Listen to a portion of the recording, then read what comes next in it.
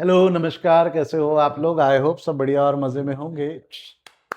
Last class के अंदर में we have completed with segregation of semi variable cost into fixed and variable. देखो module मिल गई, सिर्फ तेको मिली, बाकियों को नहीं मिली। आज आ जाएंगी, आने की है, ठीक है। आ जाए जब तब एक बार बता देना, हम एक बार मॉड्यूल भी रेफर कर देंगे पटापट पटापट वाला। आज नहीं। आपको याद होगा हम जो पढ़ रहे थे वो सेक्शन क्या पढ़ रहे थे? ये पढ़ रहे थे ना, मेथड्स ऑफ सेग्रीगेशन पढ़ रहे थे, याद है क्या आपको? कौन सी मेथड हो गई थी इसमें? ये चारों हो गई थी ना हमारी, चारों नहीं पांचों हो गई थी। Graphical method, high-low method, analytical method, comparison and least square, ये हो गई थी।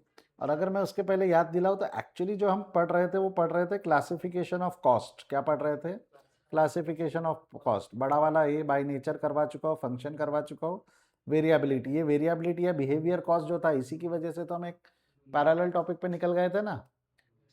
अब हमारे बचे कितने हैं? ये तीन बचे। कौन से? कंट्रोलेबिलिटी, नॉर्मेलिटी एंड, चलो लिखो, अगला हेडिंग लिखो आपकी कॉपी में। क्या लिखोगे आप?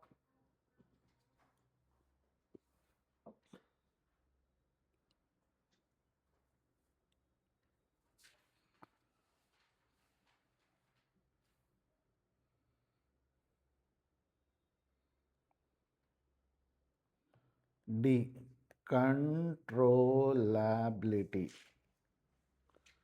कंट्रोलेबिलिटी की अगर हम बात करें तो कंट्रोलेबिलिटी में दो है कॉस्ट। कौन से कॉस्ट है? Controllable and, controllable and non controllable. कौन से दो कॉस्ट हो गई? Controllable and non controllable. When I am talking about controllable and non controllable, देखो इसका डेफिनेशन क्या है कंट्रोलेबल का?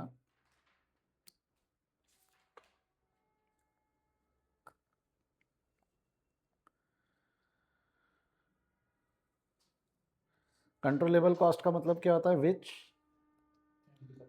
Can be control. और नॉन कंट्रोलेबल मतलब which can not B control. मतलब सिंपल वर्ड में, जिसको हम अवॉइड कर सकते हैं, जिसको हम क्या कर सकते हैं? अवॉइड कर सकते हैं, वो कंट्रोलेबल है। जिसको नहीं कर सकते वो नॉन कंट्रोलेबल है। अगर मैं बोलूँ आपके इधर में पावर का इशू है, पावर बहुत बार जाता है, पावर फेलियर बहुत बार होता है, आपके पास दो ऑप्शन है, आइदर इंस्टॉल अ जनरेटर और इंस्टॉल एन इन्वर्टर। जनरेटर लिया तो कैसा, डीजल वीजल लाना पड़ेगा, रेगुलर चेकअप करना पड़ता है, चेक करना पड़ता है डीजल है या नहीं है, थोड़ा काम बढ़ जाता है बाद में, तो लोग जनरेटर अवॉइड करते हैं। बट जनरेटर पड़ रहा है 10,000 रुपये का और इन्वर्टर पड़ रहा है 25,000 रुपये का, बैटरी बैटरी के साथ। तो मेरे को एक चीज़ बताओ, इन दोनों का डिफरेंस कितना है? तो ये जो 15,000 है आप ये अवॉइड कर सकते हो ना, 15,000 अवॉइड कर सकते हो, 10 तो लगेगा ही, यानी ये 10 तो लगेगा ही, मतलब ये कंट्रोलेबल है। और ये वाला जो कॉस्ट है, कौन सा कॉस्ट है? नॉन कंट्रोलेबल है। मतलब 10,000 तो लगेगा ही, 10,000 के बगैर सोल्यूशन नहीं निकलेगा। सोल्यूशन निकालना है तो 10,000 रुपये हमको मिनिमम तरफ में स्पेंड करना पड़ेगा। तो कंट्रोलेबल कौन सा हो गया? कंट्रोलेबल कौन सा हो गया हमारा? 15,000। और नॉन कंट्रोलेबल, नॉन कंट्रोलेबल कितना हो गया हमारा? 10,000। तो 10,000 will be called as non controllable. समझ में आया क्या? लिख लेंगे इसको।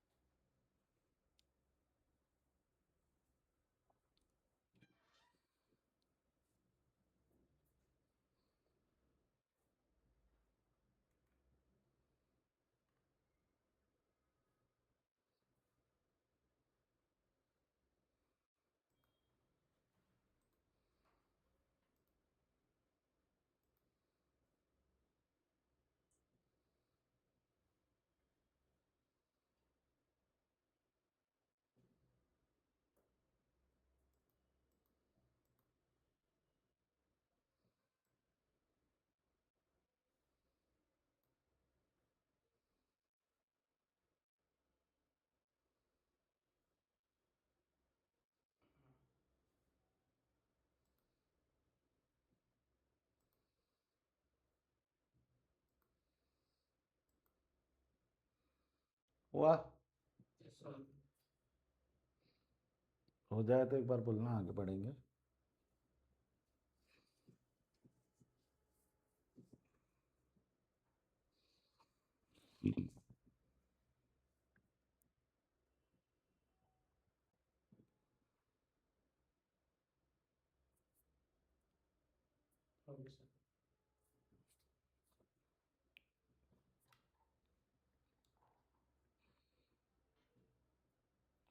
अगला जो कॉस्ट है वो है on the basis of normality, E. Normality, normality के दो एलिमेंट्स है, एक है नॉर्मल और एक है एब नॉर्मल। दो कौन से बोला, वापस बोलो एक बार। एक हो गया नॉर्मल, दूसरा हो गया एब नॉर्मल। जब हम नॉर्मल की बात करते हैं, काय की बात करते हैं रे बेटा, नॉर्मल की बात करते हैं, तो नॉर्मल में क्या आता है?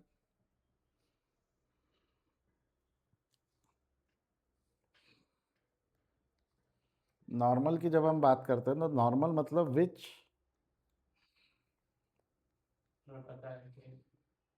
कैन बी अवॉइडेड, सॉरी उल्टा लिख दिया, which can not be avoided.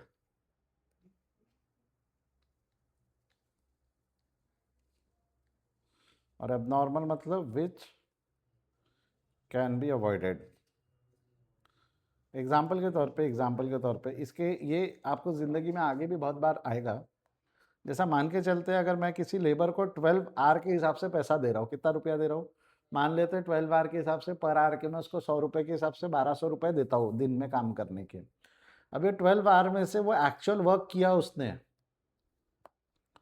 10 घंटे में से उसने एक्चुअल 10 आवर ही वर्क किया। कितने घंटे काम किया उसने? 10 घंटे। और उसमें से जो ब्रेक वेक लिया उसने, नॉर्मल ब्रेक वगैरह लिया, वो 1 आवर का लिया। नॉर्मल ब्रेक कितने घंटे का लिया उसने? 1 आवर का। 1 घंटे का ब्रेक वगैरह लिया उसने, छुट्टी वुट्टी लिया, तो लगता है ना हाफ आवर का लंच ब्रेक या 15 मिनट का, ऐसा ऐसा लेकर उसने उसको मैनेज किया हुआ है। और जो वो है, क्या बोलते हैं हमारा, इसके अलावा 1 घंटे तक वो वेट कर रहा था। तो क्या लगता है, जो 10 घंटे का पैसा दिया, ये तो नॉर्मल कॉस्ट है मेरा, हाँ या ना? जो उसको मैंने ब्रेक दिया, ब्रेक, ये भी तो नॉर्मल है ना। बिना ब्रेक के काम कर पाएगा क्या? मशीन है क्या? इवन मशीन को भी कूल डाउन पीरियड तो लगता ही है ना।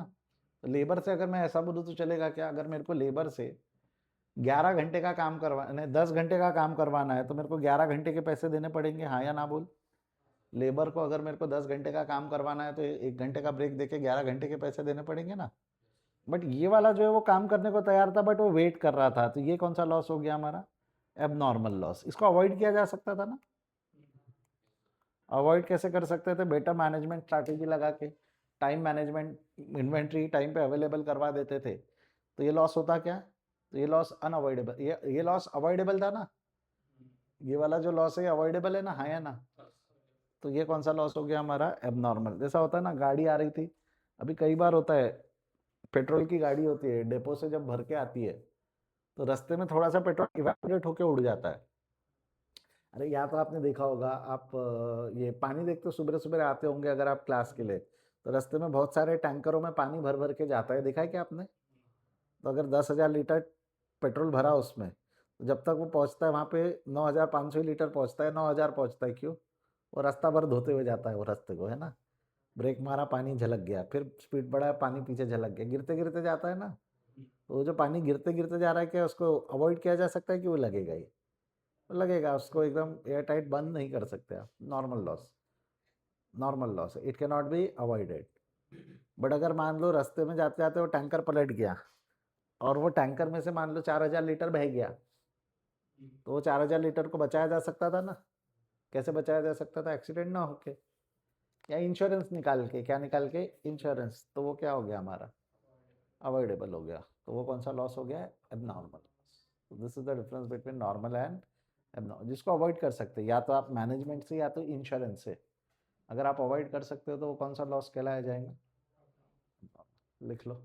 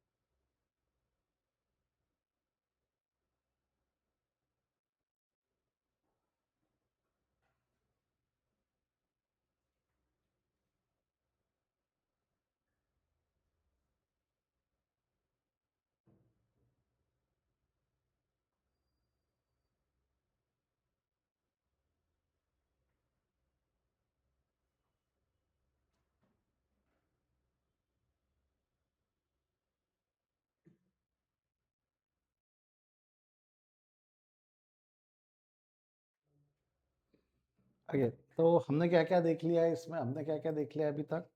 हमने कंट्रोल देख लिया और नॉर्मेलिटी देख लिया। अच्छा, कंट्रोल का मतलब क्या था? जिसको हम अवॉइड यानी जिसको हम कंट्रोल कर सकते हैं। अच्छा, जो कंट्रोलेबिलिटी है उस पर एक एग्जाम्पल ले रहना रह गया। मैंने क्या बोल रहा था? जनरेटर का जो कॉस्ट है वो नॉन कंट्रोलेबल है, बराबर है, ये तो लगने ही वाला है। और मैंने इन्वर्टर पे जो डिफरेंस आ रहा था, डिफरेंस, इसको कंट्रोलेबल बोला।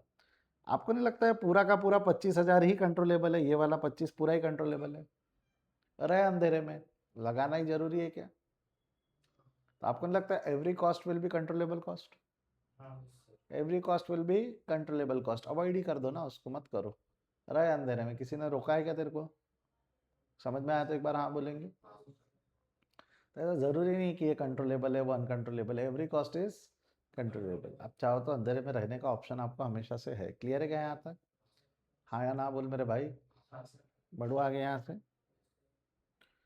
तो ये था हमारा ये। अच्छा, दूसरा लास्ट जो है हमारा मैनेजियल डिसीजन।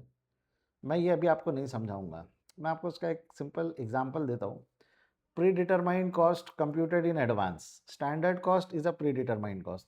तो सर दोनों में फ़र्क क्या है? दोनों में ना एक हल्का सा फ़र्क है, ये यहाँ पे दिया हुआ है, expected standard of efficient operation. अब ये इसका मीनिंग क्या है ना, ये जो ये कीवर्ड लिखा हुआ है, इसका मीनिंग मैं ऐसा नहीं समझा पाऊंगा आपको। स्टैंडर्ड कॉस्टिंग पे एक डेडिकेटेड चैप्टर ही है आपको, स्टैंडर्ड कॉस्ट पे एक चैप्टर है, मार्जिनल कॉस्ट पे एक चैप्टर है। जब ये दोनों समझ में आ गया तो ये कॉस्ट समझ में आ जाती है। डिफरेंशिएट कॉस्ट का कंसेप्ट मैं बहुत बार यूज़ करूँगा एप्लीकेशन में। इम्प्यूटेड कैपिटलाइज, ये सब हम धीरे धीरे आगे कहीं ना कहीं यूज़ करते हैं। तो ये वाला जो टॉपिक है, ये वाला जो सेक्शन है, if I am not wrong, शायद सीएमए में तो इन्होंने यहाँ पे कवर किया भी नहीं है। मैनेजमेंट अकाउंटिंग में कवर किया हुआ मिलेगा आपको।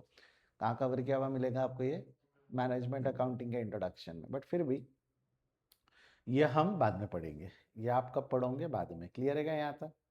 हाँ या ना? बढ़ो आगे यहाँ से। चलिए वापस आ जाते हैं। हमने अब एक बार मैं ये चैप्टर को अब कंक्लूड करने के कगार पे हूँ। ये नोट्स मिल गए क्या आपको? नहीं, हाँ भेजिए सर।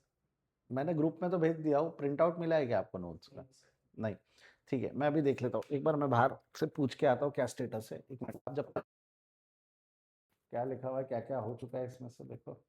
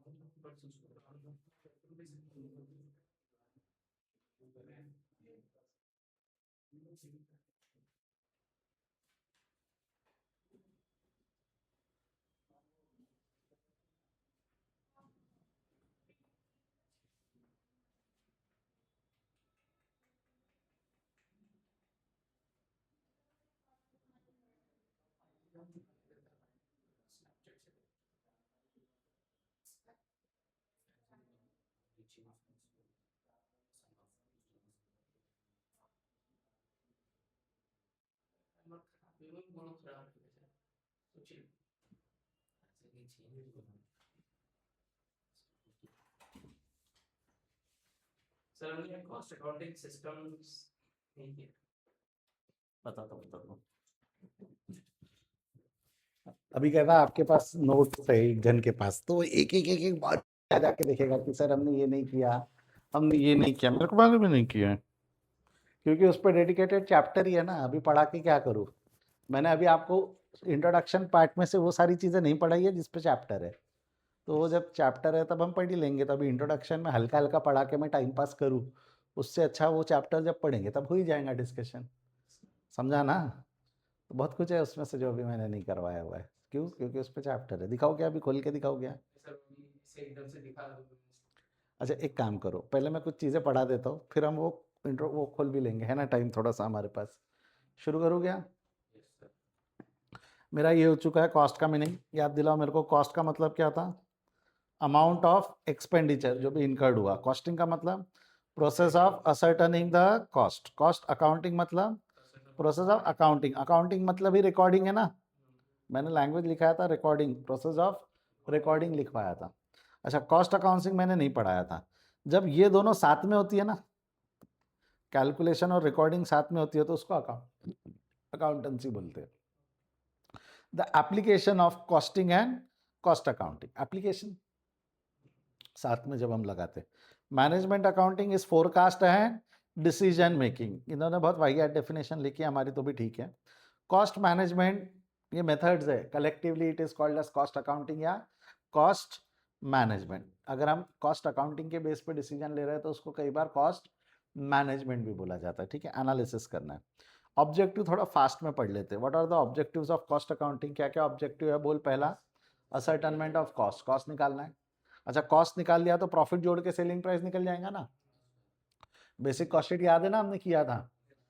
कॉस्ट कंट्रोल इंपॉर्टेंट है, ये मैं आपको बार बार बोल रहा हूँ, एक one of the main objective of cost accounting is cost control. तो कॉस्ट कंट्रोल मतलब क्या हो गया, कॉस्ट कंट्रोल मतलब क्या हो गया, वो फर्नीचर वाला एग्जांपल याद है ना, मैंने सोचा था 5,000 में बनेगा, एक्चुअल में 7,000 में बना, कितने ज़्यादा लगे, 2,000, तो ढूंढो ये 2,000 ज़्यादा क्यों लगे।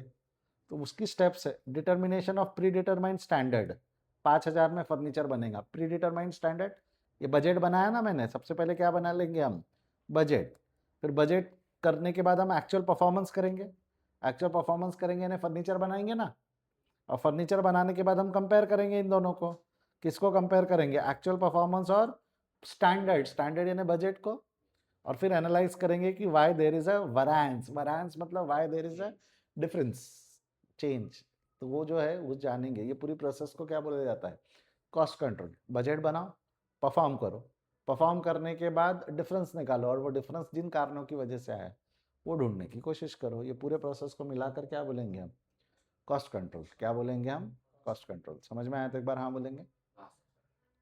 अच्छा, कॉस्ट रिडक्शन, जब मैं कॉस्ट रिडक्शन की बात करता हूँ, मेरे को एक चीज बताओ, कॉस्ट कंट्रोल मतलब क्या हुआ, क्यों हुआ, ज्यादा खर्चा क्यों लगा वो जानना है। कॉस्ट रिडक्शन में क्या है, खर्चा छोड़ और कम करूंगा, 5 क्या मैं 4 में बनाएगा, विदाउट कॉम्प्रोमाइजिंग ऑन क्वालिटी। सबसे इंपॉर्टेंट क्या है, विदाउट कॉम्प्रोमाइजिंग ऑन क्वालिटी कैसा होगा, बल्क खरीद लूंगा तो बल्क डिस्काउंट ले लूंगा, लेबर को मैं 12 घंटे में काम करने लगाता था, अब 10 घंटे में ही काम करने लगाऊंगा। तो ऐसे कुछ स्ट्रैटेजीज लगा के अगर मैं मेरा कॉस्ट कम करने की कोशिश कर रहा हूँ तो उसको क्या बोलेंगे हम, कॉस्ट रिडक्शन। बहुत सारे कॉस्ट रिडक्शन टूल्स मैं आपको पढ़ाऊंगा भी, जब हम चैप्टर्स कवर करते जाएंगे ना, उसमें कॉस्ट रिडक्शन के टूल्स भी हम पढ़ते जाते हैं, तो कैसे कैसे हम कॉस्ट को कम कर सकते हैं, और कैसे करें कम, वही डिसीजन लेंगे तब वो मैनेजमेंट अकाउंटिंग हो जाती है, वही जब डिसीजन लेता वो क्या बन जाती है, मैनेजमेंट अकाउंटिंग। क्लियर है। तो यहाँ पर उसने एक छोटा सा डिफरेंस भी दिया हुआ है, उस पर आता हूँ मैं, assisting the management in decision making, वही है, कॉस्ट अकाउंटिंग की मदद से आप मैनेजमेंट डिसीजन ले सकते हो ना। तो 5 ऑब्जेक्टिव थे, कॉस्ट कंट्रोल और कॉस्ट रिडक्शन का डिफरेंस दिया हुआ है।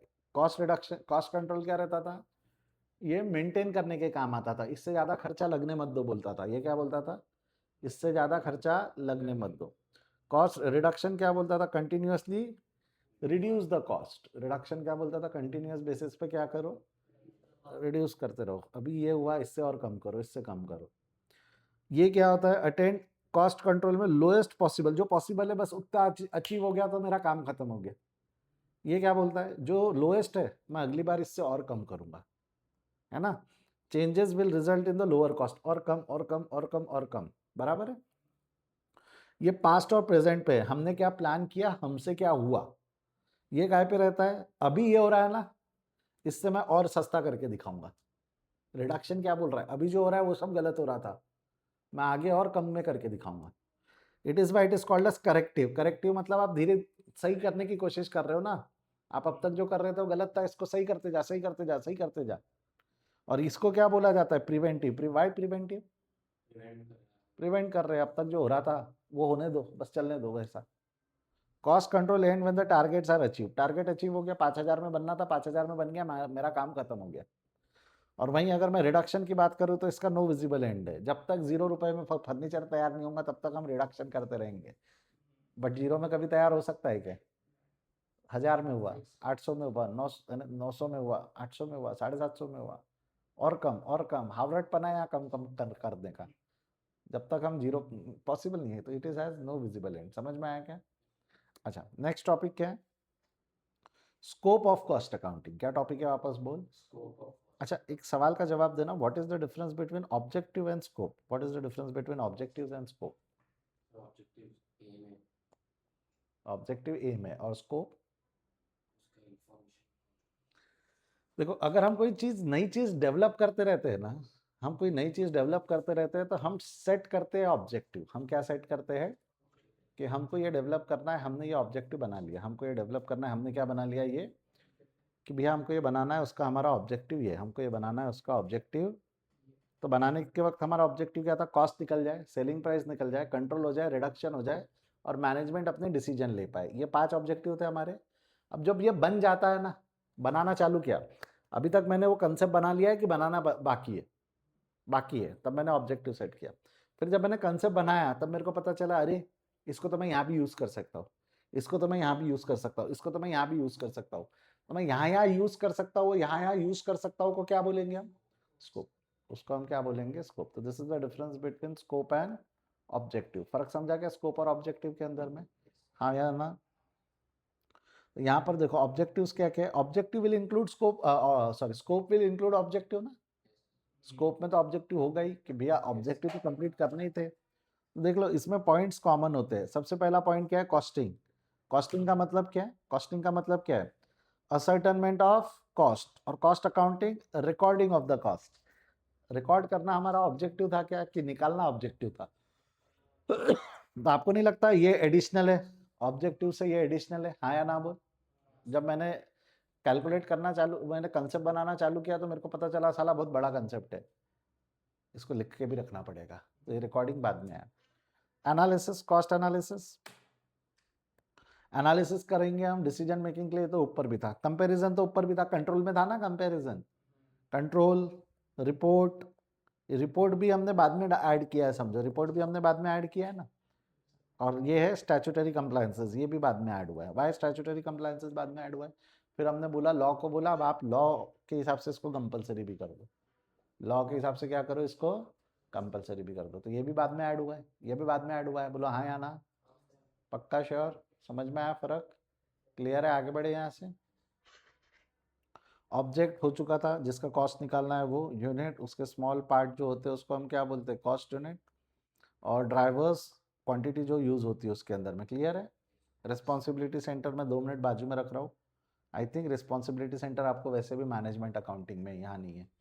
रिस्पॉन्सिबिलिटी सेंटर्स जो है वो आपका कौन से सब्जेक्ट में आता है, ग्रुप 2 में, मैनेजमेंट अकाउंटिंग में। लिमिटेशन देख लेते हैं, लिमिटेशंस क्या है। लिमिटेशंस 3 है। लिमिटेशंस मतलब क्या होता है, देखो मेरे को एक चीज़ बताओ, कॉस्ट अकाउंटिंग एक्सपेंसिव है, क्यों एक्सपेंसिव है उसका कारण बताता हूँ। मैं फाइनेंशियल अकाउंटिंग तो कर ही रहा हूँ, ट्रेडिंग पे एंडल अकाउंट बना रहा हूँ ना, साथ में मेरे को एक और अकाउंटिंग बनानी है, तो पैसा लगेगा कि नहीं लगेगा, एक एक्सपर्टीज लगेगी कि नहीं लगेंगी। Required reconciliation. Why required reconciliation, क्योंकि फाइनेंशियल अकाउंटिंग अलग हो रही है, कॉस्ट अकाउंटिंग अलग हो रही है। तो फाइनेंशियल अकाउंटिंग का प्रॉफिट अलग जाएगा, कॉस्ट अकाउंटिंग का प्रॉफिट अलग जाएगा। तो आपको नहीं लगता इसको रिकनसाइल करने के लिए रिकन्सिलेशन भी बनाना पड़ेगा, हाँ या ना।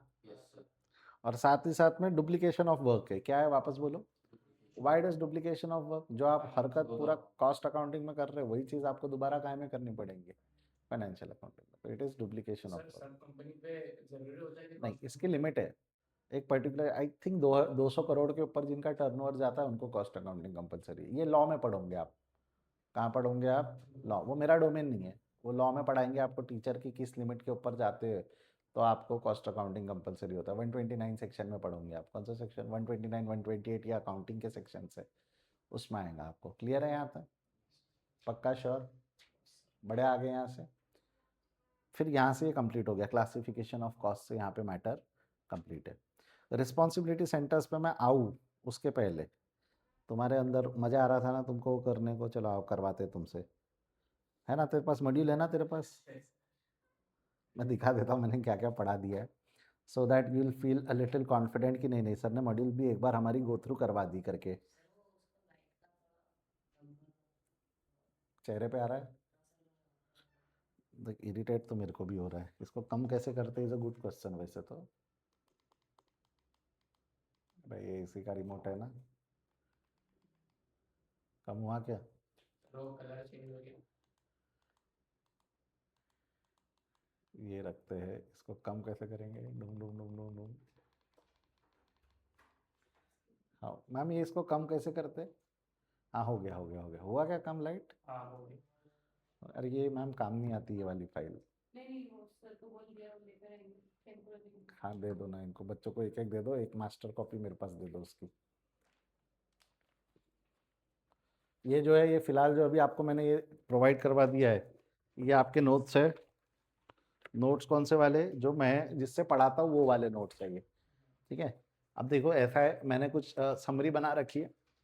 सर हम इसको पढ़ेंगे तो भी चल जाएगा, उसको पढ़ेंगे तो भी चल जाएगा, जैसा आपका मर्जी, जहाँ से आपको पढ़ना है वहाँ से पढ़ो। मैं फिर भी हमारा ICWAI का स्टडी मैट अभी ओपन कर रहा हूँ, मैं दिखा देता हूँ ना इसमें भी हमारा क्या क्या चीज़ें कवर हो गया है। ऑफकोर्स ये देखो मैं आपको बताता हूँ, इंट्रोडक्शन ये तो हर सब्जेक्ट का अलग अलग है, इस पर कोई थेरी बनता नहीं है। Importance of cost accounting term एक बचा है आई गेस। एलिमेंट्स हो चुके हैं हमारे, elements of cost, classification of cost हो चुके हैं। अच्छा, प्रिपरेशन ऑफ कॉस्ट शीट मैंने अलग चैप्टर बना रखा है, मैं यहाँ नहीं कवर करवाऊंगा, ये अलग चैप्टर में पढ़ाऊंगा। मैं कहाँ पढ़ाऊंगा बोल रहा हूँ मैं इसको, एक अलग कॉस्ट शीट नाम से एक चैप्टर पढ़ाता हूँ मैं आपको। कौन सा चैप्टर पढ़ाता हूँ? कॉस्ट शीट, बट वो ओवरहेड के बाद पढ़ाता हूँ मैं। क्या होने के बाद पढ़ाता हूँ? अभी पढ़ा दूंगा मजा नहीं आएगा, कुछ आपको लगेगा क्या हो रहा है, समझेगी नहीं चीजें, तो ओवरहेड के बाद पढ़ेंगे हम उसको। क्लियर है यहाँ तक? तो एक बार गो थ्रू करते हैं हमने, देखो क्या क्या देख लिया है इसमें से, वो भी देख लेते हैं। मॉड्यूल आपको मैं दिखा देता हूँ। ये इन्फॉर्मेशन फाइनेंशियल होती है, नॉन फाइनेंशियल होती है, इसके चक्कर में पढ़ो मत। Evolution of cost accounting not so important, world war हुआ, फिर खर्चे निकले, फिर वो खर्चों का हिसाब कैसे रखेंगे, इसके ऊपर में बॉडी बनी, ठीक है। तो ये सब चक्कर में पढ़ना नहीं है। ये हमने देखा है कॉस्ट अकाउंटेंसी, कॉस्ट अकाउंटिंग और कॉस्टिंग, याद है हमने ये डेफिनेशंस पढ़ी हुई है इसकी, यस और नो? अच्छा, कॉस्ट अकाउंटेंसी मतलब क्या होता है? It will cover accounting and costing, यानी रिकॉर्डिंग। अकाउंटिंग मतलब क्या था? रिकॉर्डिंग। और कॉस्ट अकाउंटिंग मतलब क्या था? असर्टनमेंट ऑफ कॉस्ट। क्या था? असर्टनमेंट ऑफ कॉस्ट। क्लियर है यहाँ तक? ऑब्जेक्टिव ऑफ कॉस्ट अकाउंटिंग अब भी पढ़ के आए हम। Objective ascertainment of cost, selling price, cost control, control मेरे इसमें तो भी बेटर है, cost reduction, ascertainment of division of wise, ये मेरे इसमें नहीं है, ये वाला पॉइंट मेरे इसमें नहीं है। Cost accounting helps in locating the efficiency, and ये सब इसमें आ गया। इफिशियंसी आ गया, काय में आ गया आपका?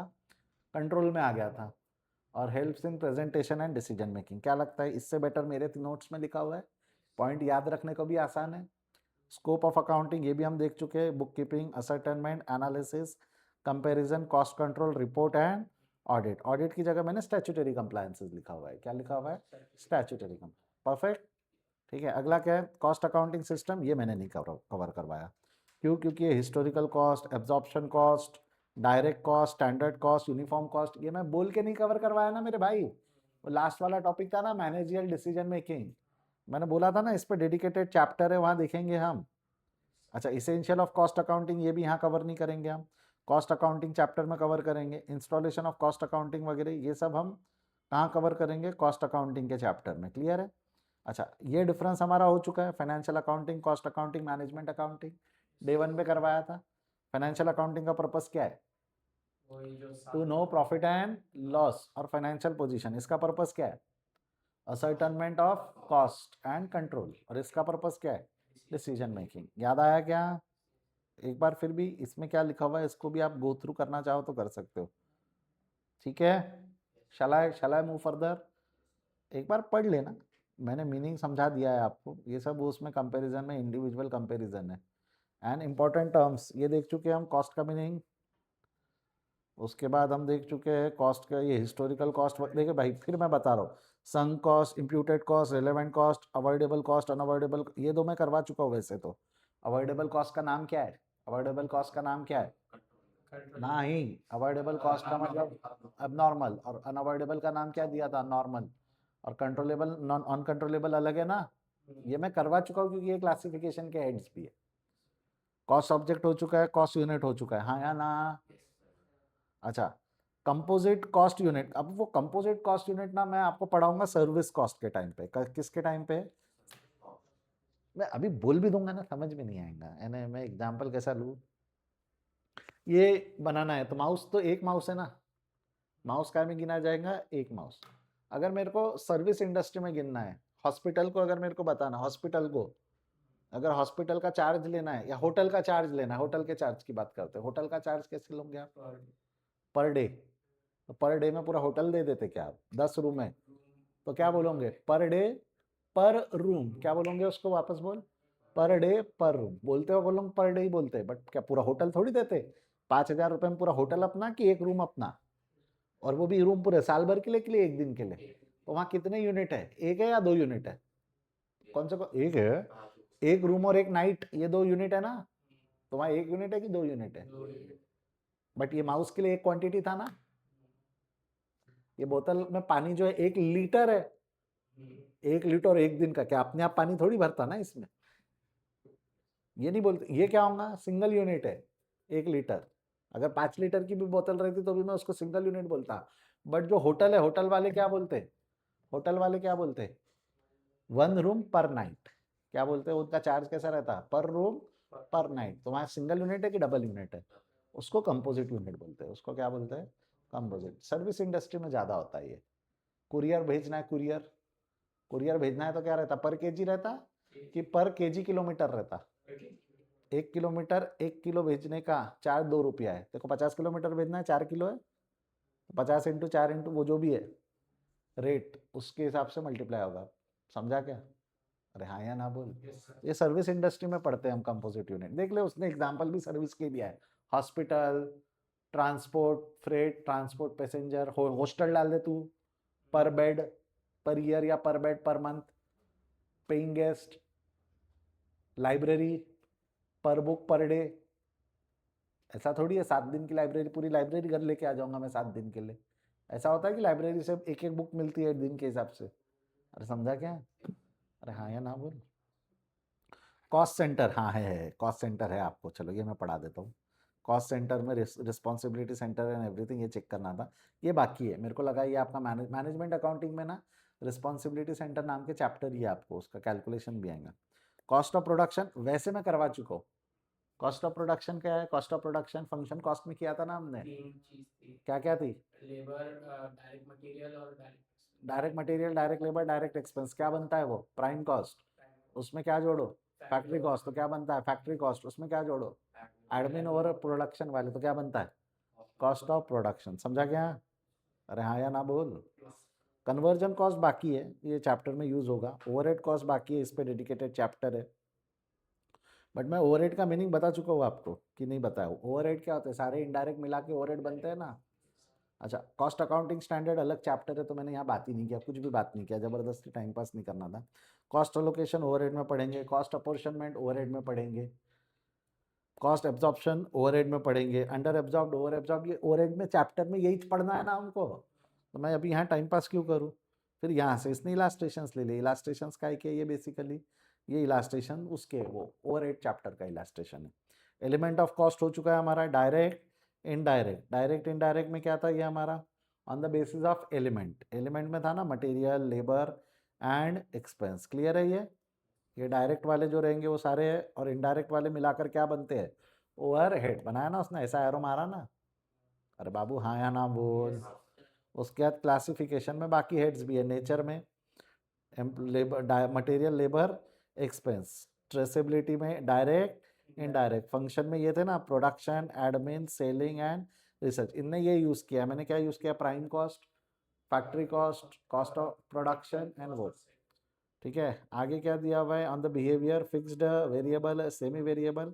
नेचर ये बचा हुआ है हमारा, ये नेचर जो है इस पे डेडिकेटेड चैप्टर्स है। क्लियर है यहाँ तक? तो उसके नीचे उसने एक्सप्लेनेशन दिया है, स्किप करूँ ये एक्सप्लेनेशन? ये हमारा हो चुका है ना? अच्छा, इन्होंने सेग्रीगेशन की मेथड कौन सी ली है? Graphical, high low, linear equation. जिसको मेरे बुक्स में लीनियर इक्वेशन को हमने क्या नाम से पढ़ा है? ली स्क्वायर मेथड से। कैसे पढ़ा हुआ है? ली स्क्वायर। और इन्होंने ली स्क्वायर मेथड अलग दी हुई है, बस यही मेथड को उन्होंने एक्स वाई से सॉल्व किया हुआ है डेविएशन डाल के। तो कोई मतलब नहीं है, आगे बढ़े यहाँ से हम। मैंने तो इससे ज़्यादा ही पढ़ा है ना, कंपैरिजन भी पढ़ा के रखा हूँ मैंने। अगला है प्रिपरेशन ऑफ कॉस्ट शीट, ये अलग चैप्टर है। ये मैंने कुछ भी नहीं पढ़ा है, सीधा मुंह पे बोल रहा हूँ, ये मैंने नहीं पढ़ा है। क्यों नहीं पढ़ा है? क्योंकि इस पर डेडिकेटेड एक चैप्टर मैं कवर करवाऊंगा। अभी ये ऐसा बीच में से कुछ तो भी करवा देने वाली हरकत नहीं कर सकता ना, सॉरी। इस पर हमारा एक डेडिकेटेड चैप्टर है, ठीक है? तो ये पूरा वो कॉस्ट शीट में जा रहा है, प्रिपरेशन ऑफ कॉस्ट शीट पे एक चैप्टर है हमारा, एंड खत्म। तो अब हम सिर्फ क्या पढ़ाना बाकी रह गया आपको? Responsibility centres. क्या बताना रह गया आपको? Responsibility centre, and the chapter will get over. Clear है? ऐसा तो नहीं लगा कि सर आपने कुछ तो भी कम किया। मैं बोल रहा हूँ मैंने आधा 1.5 नहीं पढ़ाया उसमें से। क्या नहीं पढ़ाया मैंने?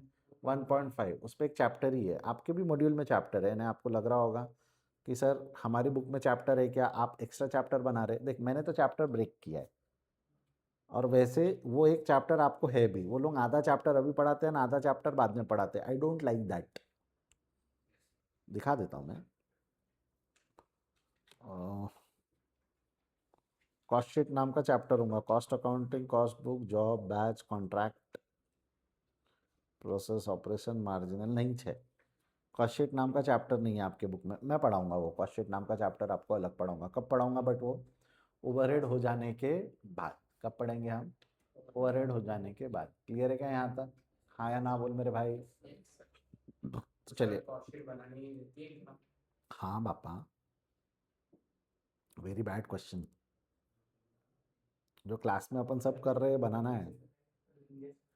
चलिए लास्ट रिस्पॉन्सिबिलिटी सेंटर्स पे आ जाओ। मैं आपको बताता हूँ रिस्पॉन्सिबिलिटी सेंटर्स का मीनिंग क्या होता है। 4 रिस्पॉन्सिबिलिटी सेंटर है। सबसे पहला है कॉस्ट सेंटर। रिस्पॉन्सिबिलिटी सेंटर्स को ना आप डिपार्टमेंट से कंफ्यूज कर सकते हो, but they are not department, they are not department. I will help you out, I will help you to understand. जैसा अगर हम हमारे इंस्टीट्यूट की बात करेंगे, विहान इंस्टीट्यूट की अगर हम बात करेंगे, तो यहाँ पे एक सेल डिपार्टमेंट अलग है, परचेज डिपार्टमेंट अलग है, आपका जो पब्लिकेशन डिपार्टमेंट है वो अलग है, मार्केटिंग डिपार्टमेंट जो है वो अलग है। सेल और मार्केटिंग में फ़र्क है? हाँ है। सेल वाले सिर्फ जो कॉल आते हैं उनको अटेंड करते हैं, नोट्स बेचना है, ये बेचना है, वो बताते हैं। परचेज वाला वो एक्विजिशन लेते हैं, टाई अप करते हैं टीचर्स से वगैरह। पब्लिकेशन वाले नोट्स खुद के भी प्रिंट करके हम बेचते हैं, और मार्केटिंग वाले विहान की ब्रांडिंग करते हैं। अभी अगर मैं बोलूँ तो कुछ खर्चे इनको भी लगते होंगे, इनको भी तो कुछ खर्चा लगता होगा, इनको भी कुछ खर्चा लगता होगा, इनको भी कुछ खर्चा लगता होगा, इनको भी कुछ खर्चा लगता होगा। तो इन डिपार्टमेंट में जो भी खर्चा लगने वाला रिस्पॉन्सिबल पर्सन है, जिसकी जिम्मेदारी है कि इस डिपार्टमेंट के खर्चे मैनेज करो, ये सारे पर्सन्स को साथ में ला दिया तो उसको कॉस्ट सेंटर बोला जाता है।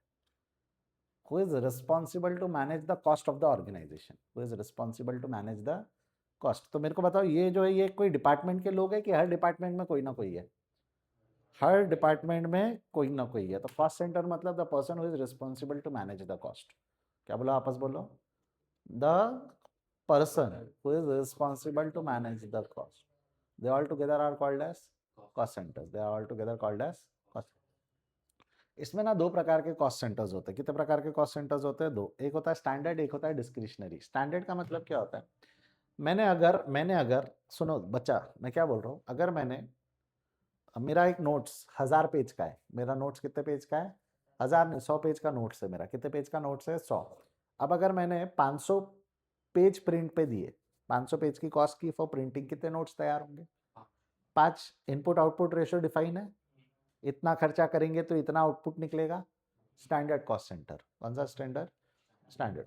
मैंने ऑनलाइन मार्केटिंग किया, एडवर्टाइजमेंट चलाया, गूगल पे चलाया, इंस्टाग्राम पे चलाया, फेसबुक चलाया, भर भर के ऐसी एड्स चलाई मैंने। तो जब मैंने ये एड्स चलाई तो मैं बोल सकता हूँ क्या 10,000 रुपये का खर्चा करूंगा तो 3 बच्चों के एडमिशन होंगे? ये डिफाइन है क्या? नहीं है। तो 10,000 के खर्चे में एक भी एडमिशन नहीं होता, कभी 10,000 के खर्चे में 12 एडमिशन भी हो जाते। तो क्या ये इनपुट आउटपुट रेशियो में डिफाइन कर पा रहा हूँ क्या वो ऑनलाइन मार्केटिंग का? तो वो कौन सा कॉस्ट सेंटर हो गया? डिस्क्रिशनरी, जहाँ पे इनपुट आउटपुट रेशियो डिफाइन नहीं कर सकते। क्या नहीं डिफाइन कर सकते? इनपुट। तो स्टैंडर्ड का मतलब क्या हो गया? स्टैंडर्ड कॉस्ट सेंटर का मतलब क्या हो गया? Input is measurable and output required can be specified. तो इनपुट आउटपुट रेशियो निकल जाएंगे। एंड डिस्क्रिशनरी क्या हो गया? Whose output can not be measured financially. Input output ratio देखो ये दिया हुआ है, input output ratio can not be defined. क्या लैंग्वेज लिखा है उसने? Input output ratio can not be defined. ये कौन सा सेंटर हो गया? डिस्क्रिशनरी। क्लियर है क्या यहाँ पे? पक्का श्योर? मैंने 4,000 रुपये का एक बेंच मिलता है, मैंने 40,000 के बेंच खरीदे। कितने बेंच खरीदे? 10। निकाल पाए ना आप? कौन सा सेंटर हो गया वो? Standard cost centre. क्लियर है? बढ़ो आगे यहाँ से। उसके बाद में ये सब सेंटर में ये जो है, खासकर सुन बच्चे, इनके ऊपर कुछ जिम्मेदारी होंगी कि यहाँ पे होगा कि आपको बेचना भी है, सेल भी करना है।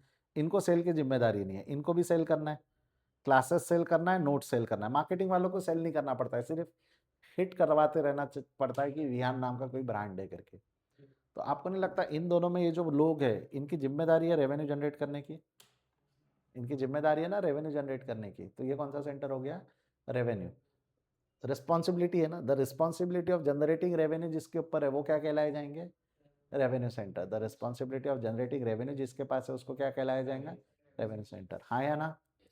और आपको नहीं लगता इनके ऊपर वॉच रखने के लिए कोई ना कोई होगा जो देखेगा कि भैया हमारी रेवेन्यू इतनी जनरेट हुई, कॉस्ट इतनी इनकर्ड हुई, तो प्रॉफिट कितना आया, इन दोनों को मिलाकर क्या आया बोलेंगे हम, प्रॉफिट। या प्रॉफिट देखने के लिए कोई मैनेजर अलग होगा ना, जो सारे सेंडर्स को कोऑर्डिनेट करके देखता होगा प्रॉफिट कितना आया, तो वो जो बंदा देख रहा है उसको क्या बोलेंगे हम, profit centre. Majorly accounts department होता है ये कौन होता है, ये कौन सा डिपार्टमेंट होता है हमारा, अकाउंट्स डिपार्टमेंट का काम होता है ये चेक करना कि खर्चा कितना हो रहा है, इनकम कितना हो रहा है, प्रॉफिट कितना जनरेट हुआ। That is called as profit centre. क्या बोलेंगे हम, वो जो ब्लू और येलो में जो कोऑर्डिनेट करेगा, जो ब्लू और येलो में जो कोऑर्डिनेशन करेगा। तो आपको नहीं लगता प्रॉफिट सेंटर का रिस्पॉन्सिबिलिटी होता है both responsibility of generating revenue and incurring expenditure. तो आपको नहीं लगता कॉस्ट सेंटर और रेवेन्यू सेंटर प्रॉफिट सेंटर के अधीन है, प्रॉफिट सेंटर के अधीन है मतलब प्रॉफिट सेंटर के अंडर आते होंगे, है ना। जनरेटिंग ऑफ रेवेन्यू जिसकी जिम्मेदारी है वो रेवेन्यू सेंटर, दोनों पे वॉच रखने की जिसकी जिम्मेदारी है वो कौन सा सेंटर हो गया, प्रॉफिट सेंटर। जनरल मैनेजर बोलते, जनरल मैनेजर भी नहीं है वो, एक्चुअली मैनेजर कोई नहीं है। और इन्वेस्टमेंट सेंटर मतलब क्या होगा, अब जैसा मान के चलते हैं विहान को एक और बिल्डिंग खरीदनी है, वहाँ नए क्लासरूम्स बनाना है, ये डिसीजन लेंगे ना, कौन लेगा, top most management. Rupesh sir हो गए, मेरे से कोऑर्डिनेट करके ऋषभ सर से, ये सब मिलकर डिसीजन हम जब ले रहे हैं, तो हम सब क्या हो गए, हम सब क्या हो गए उसके इन्वेस्टमेंट सेंटर्स हो गए। क्या हो गए, इन्वेस्टमेंट, जिसमें उनका नो विजिबल ये not only responsible for profit but also authorise to make capital investment decision. कौन सा डिसीजन बोल रहा हूँ मैं, कैपिटल, बड़े डिसीजन लेना, ये टॉप मोस्ट बॉडी होती है। इन्वेस्टमेंट सेंटर कौन सी बॉडी होती है, टॉप मोस्ट बॉडी। तो ऐसे 4 सेंटर्स है, वापस बोल कौन से बोला, पहला कॉस्ट सेंटर, दूसरा रेवेन्यू सेंटर, तीसरा प्रॉफिट, और चौथा कॉस्ट सेंटर का काम क्या है, खर्चा देखना, खर्चा कितना कर रहे हैं। Revenue centre to generate revenue, profit centre cost centre और रेवेन्यू सेंटर को इंटरमीडिएट करता है ना, दोनों का कोऑर्डिनेशन करवाता है, दोनों जिम्मेदारी है। इन्वेस्टमेंट सेंटर, ये इन्वेस्टमेंट सेंटर प्रॉफिट सेंटर के ऊपर है, और कैपिटल इन्वेस्टमेंट जो है नए बाइंग वगैरह करना, वो डिसीजन भी इनके हाथ में होता है। समझ में आया तो एक बार हाँ बोलेंगे। तो ऐसे 4 सेंटर्स होते हैं, कितने सेंटर्स होते हैं, जमेगा तो एक बार हाँ बोलेंगे। रोके डिस्कशन को यहाँ पर। We are done with chapter number 1, हमारा यहाँ क्या कंप्लीट हो गया, chapter number 1। We will start with a new chapter in the next class, ठीक है। चलिए तब तक के लिए bye bye, see you, take care.